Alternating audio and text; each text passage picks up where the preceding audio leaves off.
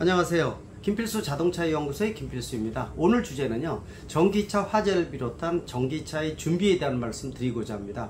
얼마 전에 부산에서 전기차 화재가 생기면서 2명이 사망한 사고가 발생을 했습니다.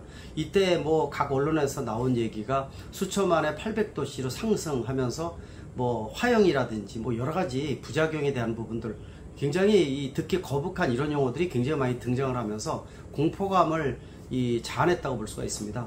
사실 이 전기차 화재에 대한 부분들은 얼마 전부터 여러 군데에서 발생을 하면서 상당히 소비자들이 관심을 많이 갖고 있는 분야가 전기차 화재가 아닌가 이렇게 보고 있습니다.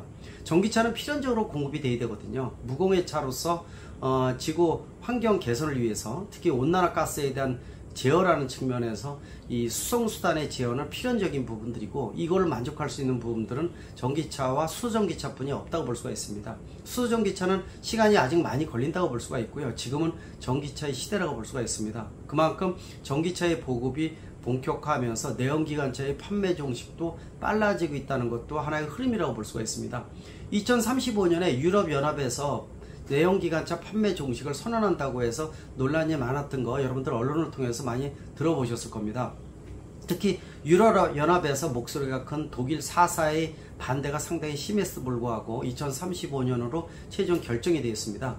국내에서도 새로운 정부가 들어서면서 대통령 공약으로 2035년에 내연기관차 판매를 종식하겠다고 선언하면서 또 논란이 많았었죠. 지난 문재인 정부에서는 선언을 안 했지만은 대략 2040년 정도를 내연기관차 판매 종식을 선언했었는데, 이 5년 정도 당겨지는 부분들은 자동차 제작사 입장에서 굉장히 부담이 큰 내용이었습니다. 근데 유럽연합에서 2035년으로 결정을 하면서 자연스럽게 국내에서도 2035년이 결정되는 듯 합니다. 그만큼 전기차의 흐름은 기하급수적이고 빨라지고 있다고 볼 수가 있습니다. 이렇게 급격하게 전기차가 기하급수적으로 늘어나는 부분들은요, 상당히 부작용이 크다고 볼 수가 있습니다. 각 분야에서 경착륙이 되고 있다고 볼 수가 있죠. 이 국내 전국의 자동차 정비업소가 45,000군데가 있는데, 이 중에서 이 현대차 직영업소 한 200군데 300군데 빼놓고는 전기차 정비를 할 수가 없습니다. 즉 거의 100% 전기차를 교육받은 일도 없고요, 또 할 수 있는 방법도 없기 때문에 교육을 시켜야 되는데 이것도 만만치가 않다고 볼 수가 있습니다. 대학도 마찬가지죠. 대학 교수의 99%가 내연기관차를 연구한 분들인데, 역시 엔진과 변속기를 빼고 배터리 모터를 집어넣은 전기차에 대해서 전혀 모르기 때문에 교수를 비롯한 인스트럭터 교육이 필요한 시점인데, 이제 시작이라는 부분들에 있어서 벌써 경착륙이 되고 있다고 볼 수가 있습니다. 생산의 현장은 더 혼란스럽다고 볼 수가 있죠. 기존의 내연기관차는 차 한 대를 만드는데 10명이 필요했다가 보면은 전기차는 약 7명 정도만 필요하다는 거죠. 30% 정도를 줄여야 된다는 건데, 노조 입장에서는 수요가 상당히 어렵겠죠. 이런 부분들이 각 분야에서 다양하게 나타나고 있다는 거, 이걸 얼마큼 최소화시켜주는 자도 굉장히 중요한 관건으로 보고 있습니다.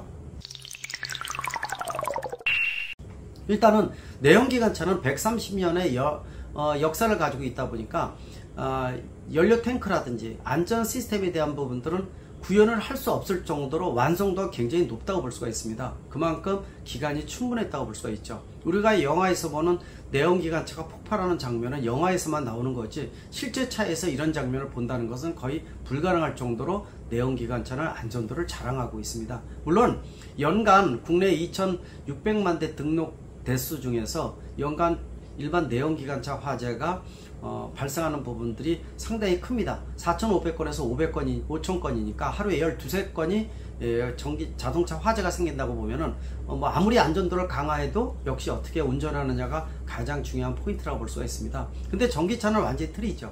지금 본격적으로 보급한 지 몇 년 되질 않았고요, 10여 년뿐이 안 됐다고 볼 수가 있습니다. 이 짧은 기간 동안에 전기차의 안전도를 완전히 보장하고 제도나 법적 시스템 자체를 안정적으로 갖춘다는 것은 거의 불가능합니다. 그러다 보니까 말씀드린 대로 각 분야에서 연착륙이 발생하는 것은 어쩔 수 없다고 보고 있습니다. 전기차 화재가 생겼을 때 소방청에서도 상당히 고민이 많습니다. 전기차나 수소차 군안구조 매뉴얼을 감수를 제거했었어요. 그러다 보니까 각종 사고가 생기면 소방서에서 연락이 오고, 또 이 대책에 대한 부분들, 또 얼마만큼 골든타임을 늘려서 탑승객의 생명을 구조하느냐가 상당히 중요한 관건이거든요. 지금도 준비 중에 있고요, 계속 업데이트를 시키고 있습니다. 이런 부분들은 다른 선진국가도 마찬가지라고 볼 수가 있죠.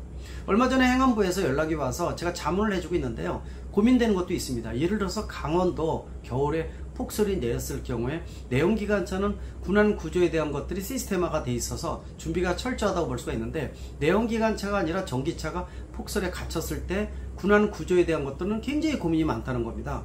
열원도 엔진이 없다 보니까 전기에너지를 열로 바꾸는데 에너지 소모도 크고 쉽지 않다는 것이거든요. 또 군안 구조에 있어서는 내연기관차가 틀리기 때문에 역시 행안부에서도 이런 비상사태의 준비에 대한 여러가지 부분들을 감안을 한다 하더라도 역시 고민거리고 해결 방법이 고민이 된다고 볼 수가 있습니다.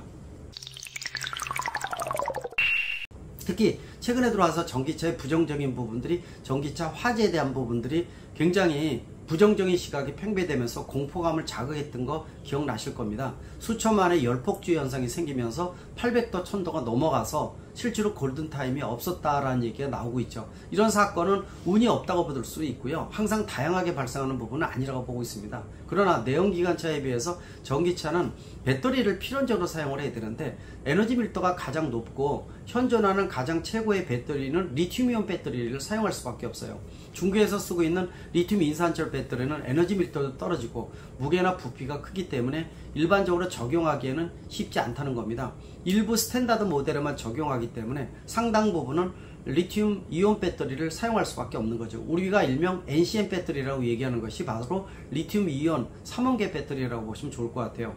이 속에 이 양극과 음극 사이로 오가는 부분들이 리튬이라는 액체다 보니까 이게 충격이나 압력을 크게 받게 되면은 안에 분리막이 터진다든지 그 밖에 여러 가지 문제로 인해서 실제로 열폭주 현상, 물속에서도 불꽃이 커지지 않는 이런 이 전기차 폭발성 화재가 발생을 합니다. 이런 것들이 발생을 하면은 상당히 지금 심각한 문제로 비화될 수밖에 없습니다. 이번에 부산에서 생긴 것도 그런 일환이라고 보시면 좋을 것 같아요. 항상 생기는 건 아니고요. 또 고속으로 장애물에 부닥치다 보니까 이런 문제가 생겼는데, 일단 이런 문제가 생기면은 사회적 공포감이 증대가 되면서 전기차 구입에 주춤할 수밖에 없는 부분들이 있는데, 이런 한두 건의 사고로 너무 심각하게 생각할 필요는 없습니다. 그만큼 다양하게 준비를 하고 있다는 건데, 말씀드린 대로 준비 기간이 짧다 보니까 상당히 고민거리는 늘어나고 있고 해결 과제는 분명히 많다고 볼 수가 있습니다. 지금 현재 전기차 화재가 가장 대두되는 문제이기 때문에 자동차 제작사나 아니면 정부나 지자체에서도 상당히 많이 고민을 하고 있습니다. 이거를 방어하기 위한 각종 연구 개발도 이루어진다고 볼 수가 있습니다. 셀 사이에 특수 소화제를 넣어서 특정 온도 이상이 돼서 온도가 올라가게 되면 소화제가 분출이 되면서 자연스럽게 지금 불을 꺼질 수 있게 만든다든지, 또는 이 불이 확산되는 것을 늦춰서 골든타임을 충분히 늘려준다든지, 이런 것들도 지금 본격적으로 연구되고 있기 때문에 아마 1, 2년 이내에 이 배터리 속에 이러한 특수한 이 시스템이 들어가면서 아마 이 공포감을 줄일 수 있는 이런 역할이 되지 않을까 이렇게 기대를 할 수도 있고요. 또 소방청에서도 불이 났을 때 얼마만큼 빨리 끌 수 있느냐가 상당히 중요한 관건으로 보고 있습니다. 미국에서 나타난 이 보고에 의하면은 일반 내연기관차 같은 경우에는 50분 정도 화재 시간이고, 또 들어가는 물의 양이 1000리터 정도입니다. 그러나 전기차 화재가 확산됐을 때는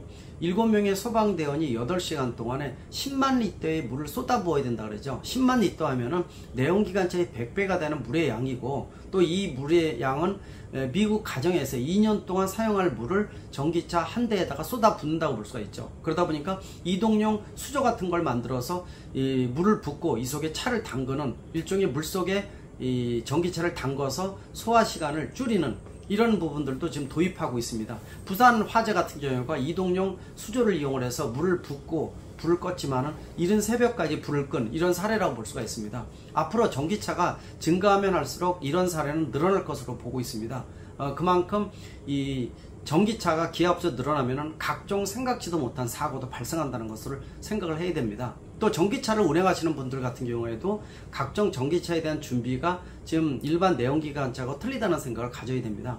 여름에 침수도로를 지나갈 때 내연기관차 같이 밖에 3분의 2까지 담궈도 괜찮은 게 아니라 반 이상을 담궈도 안 된다는 거죠. 배터리가 바닥에 있고 2중 3중 방수 장치가 돼 있더라도 위험하다고 볼 수가 있기 때문에 침수도로는 지나가지 않고 우회하는 것이 좋은 방법이고요.